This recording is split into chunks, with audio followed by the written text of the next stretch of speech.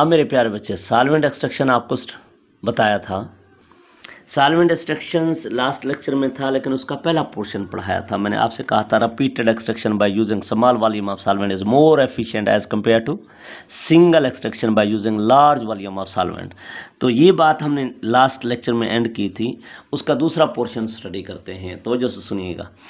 Solvent extraction जो technique है वो फॉलो करती है किस लॉ को? डिस्ट्रीब्यूशन लॉ, जिसका दूसरा नाम भी क्या है बेटा? Partition law. और ये इक्विलिब्रियम प्रोसेस होता है। अब बयान करते हैं कैसे बेटा, डिस्ट्रीब्यूशन लॉ क्या है। और सॉल्वेंट एक्सट्रैक्शन मैंने कहा था, इस लेक्चर को समझने के लिए पिछला लेक्चर आपको सामने रखना होगा, याद रखना होगा कि क्या बढ़ाने जा रहा हूँ, क्या सेपरेशन करने जा रहा हूँ, क्या टेक्निक है ये। अब मेरे बेटा डिस्ट्रीब्यूशन लॉ क्या है? हमने पिछले लेक्चर में सेपरेटिंग फनल का नाम लिया था। गौर से सुना। हो सकता है सेपरेटिंग फनल में हम दो सॉल्वेंट ले लें। गौर से सुनना, दो टाइप्स के सॉल्वेंट लेते हैं जो दोनों एक दूसरे में इमिसिबल हैं, एक दूसरे में मिक्स अप नहीं होते। हमने ऊपर से सल्यूट डाल दिया। अब तो सल्यूट अपने आप को याद रखिएगा, दोनों सॉल्वेंट में डिस्ट्रीब्यूट करेगा एक ख़ास रेशो के साथ। चाहे आप सल्यूट की जितनी मिकदार डालते रहें, उनकी डिस्ट्रीब्यूशन रेशो सल्यूट की क्या रहेगी? कांस्टेंट रहेगी। एक दफ़ा दोबारा सुनिएगा। सेपरेटिंग फनल ने उसमें दो टाइप्स के सॉल्वेंट डालें जो एक दूसरे में इमिसिबल हों, किसी सूरत में मिक्स अप ना हो रहे हों, उसमें ऊपर से सल्यूट डालते जाएं। सल्यूट 10 ग्राम डालें तब भी वो अपने आप को दोनों सॉल्वेंट में डिस्ट्रीब्यूट करेगा एक ख़ास रेशो के साथ। मैं सपोज करता हूँ 20, आपने 10 ग्राम डाला तो पता चला उसमें से 2 ग्राम किस में डिज़ाल्व हुआ? ए में, और 10 ग्राम दूसरे बी में। तो बेटा 8 ग्राम दूसरे बी में। आप 20 ग्राम डाल दें तब भी फिर क्या होगा? 4 ग्राम और 16 ग्राम डिज़ॉल्व होगा। अगर उससे ज़्यादा कर देते हैं तो डिस्ट्रीब्यूशन रेशो सॉल्वेंट के अंदर क्या रहेगी? इसकी सेम, सल्यूट की सेम रहेगी, चाहे आप सल्यूट जितना भी ऐड करते रहें। इस लॉ को क्या कहते हैं? Distribution law. Solute distribute itself between two immiscible liquid in a constant ratio of concentration. खास रेशो के साथ क्या है? दोनों इमिसिबल लिक्विड के अंदर हल करेगा irrespective of amount of solute, चाहे सल्यूट जितना भी ऐड कर दिया जाए। सल्यूट की क्वांटिटी कुछ भी ऐड कर दी जाए तो उसकी सॉल्वेंट के अंदर डिस्ट्रीब्यूशन रेशो क्या रहेगी बेटा? कांस्टेंट रहेगी। इस लॉ को क्या कहते हैं? Distribution law. Distribution law is based on experimental evidences. ये बेटा थ्योरेटिकल बातें नहीं है, ये एक्सपेरिमेंटल प्रूफ है इसके, जो बात हमने की है। देखते हैं कैसे, उसकी एग्जांपल के साथ एक्सप्लेनेशन देने जा रहा हूँ। गौर से सुनना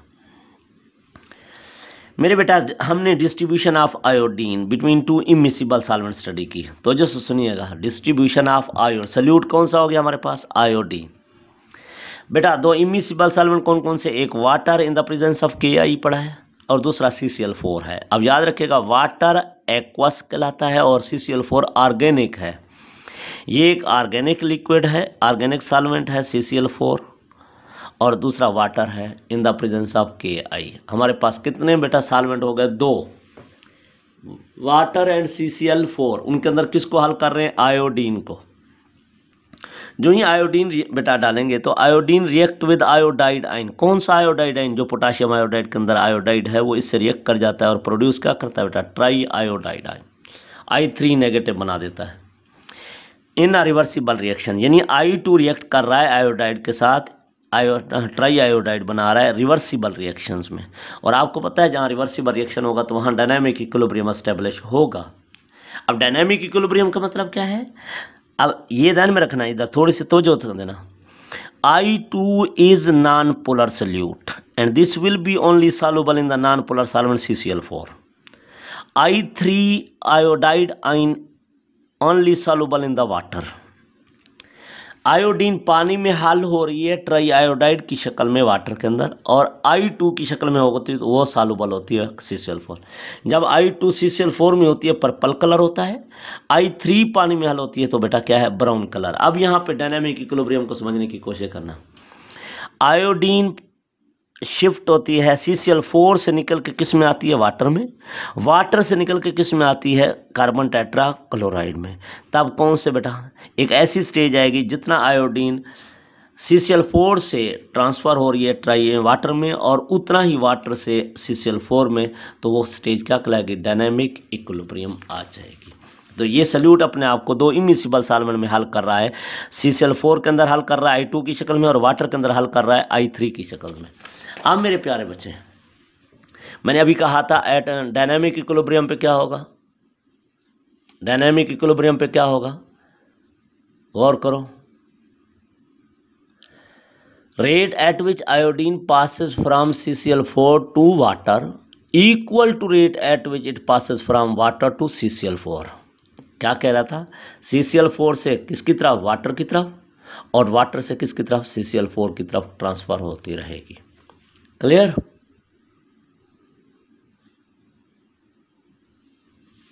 तो ये मेरे प्यारे बच्चे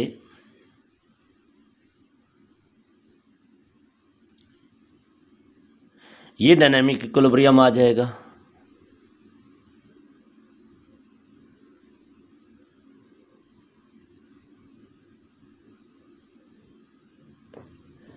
अब मेरे प्यारे बेटा, इस स्टेज के ऊपर हम डिस्ट्रीब्यूशन कोएफिशिएंट मालूम कर सकते हैं।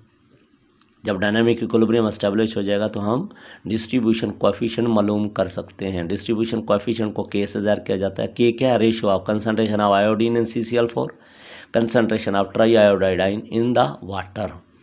This ratio is known as distribution. अब हमने कहा था ये डिस्ट्रीब्यूशन कोएफिशिएंट जो रेशियो है इट ऑलवेज रिमेन कांस्टेंट। अच्छा, कंसंट्रेशन के लिए स्क्वायर ब्रैकेट का भी इस्तेमाल किया जा सकता है। I2 in the CCl4, I3 in water.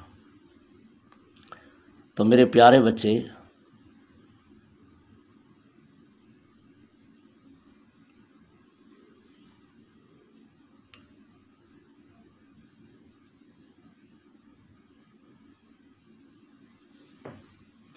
तो अब मेरे प्यारे बच्चे ये ध्यान में रखिएगा, मैं क्या शुरू से बोलता आ रहा हूँ, no matter how much iodine is used ratio of final concentration at equilibrium remain constant.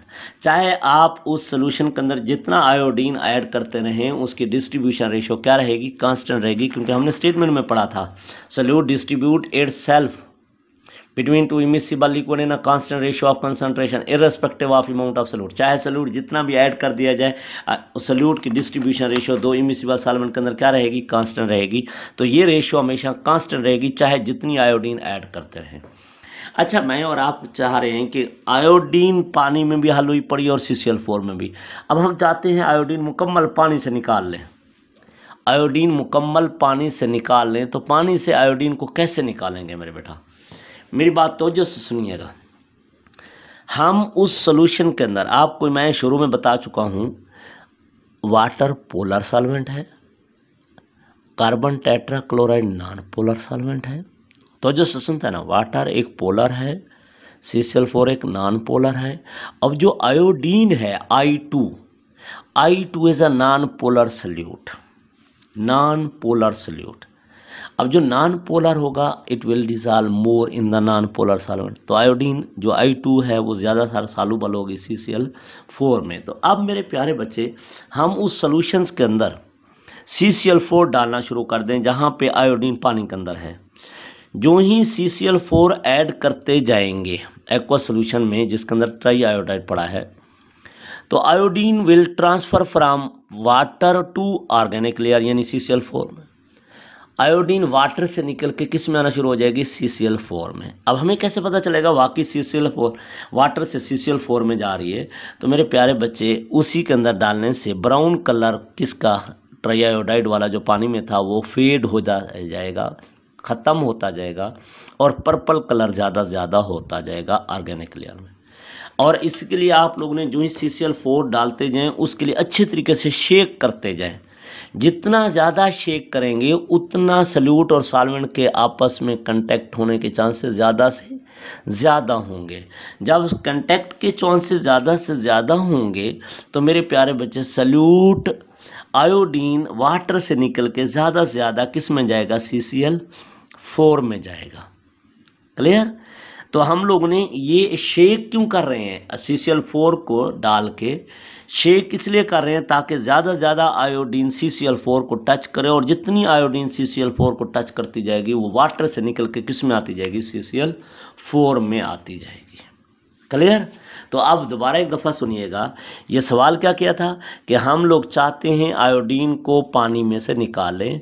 कैसे निकालेंगे? हम CCl4 ऐड करेंगे एक्वस सॉल्यूशंस के अंदर।